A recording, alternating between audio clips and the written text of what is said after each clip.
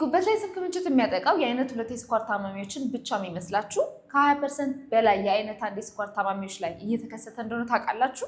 የጉበት ላይ ስብ ክምችትን ምን ለየት ያደርገዋል መሰላችሁ? አንደኛ ህክምናው መድኃኒት ሳይሆን የስነ ምግብ ህክምናና የአኗኗር ዘይቤ ለውጥ ነው። ሁለተኛ በጊዜ ካልታከመ ወደ ማይድን የጉበት መኮማተርና ጠባሳ አንዳንዴ ደግሞ ወደ ጉበት ካንሰር ሊቀየር ይችላል። ሶስተኛ ደግሞ አስፈላጊው የስነ ምግብ ህክምናና የአኗኗር ዘይቤ ለውጥ ከተደረገለት በእጅጉ መሻሻል የሚችል በሽታ መሆኑ ነው። በምን ይከሰታል ካላችሁ ዋነኛው ምክንያት ኢንሱሊን ሬዚስታንስ ሲሆን የአይነት 1 የስኳር ታማሚዎች ላይ ደግሞ በየጊዜው እየተጨመረ የሚሄደው የሚወስዱት የኢንሱሊን መጠንና ሃይፐር ኢንሱሊኔሚያ ከዛም ደግሞ ያልተቆጣጠሩት የስኳር መጠን ጤናማ ያልሆነ የአመጋገብ ስርዓትና የክብደት መዛባት ነው። ስለዚህም በቀጣይ ቪዲዮዎች በዝርዝር እነግራቸዋለን። ታዲያ ግን ከ50 እስከ 70% የሚሆኑ የአይነት 2 የስኳር ታማሚዎች ላይ የተለመደ ቢሆንም አዳዲስ ጥናቶች ከ20% በላይ የአይነት 1 የስኳር ታማሚዎችን እያጠቃ መሆኑን ገልጿል። ታዲያ ይህ በሽታ ላይ የሚከማቸው ስብ ቢሆንም የምንበላው ስኳርም ወደ ስብነት ተቀይሮ ይህንን ጉዳት እንደሚያስከትል ማወቅ አስፈላጊ ነው።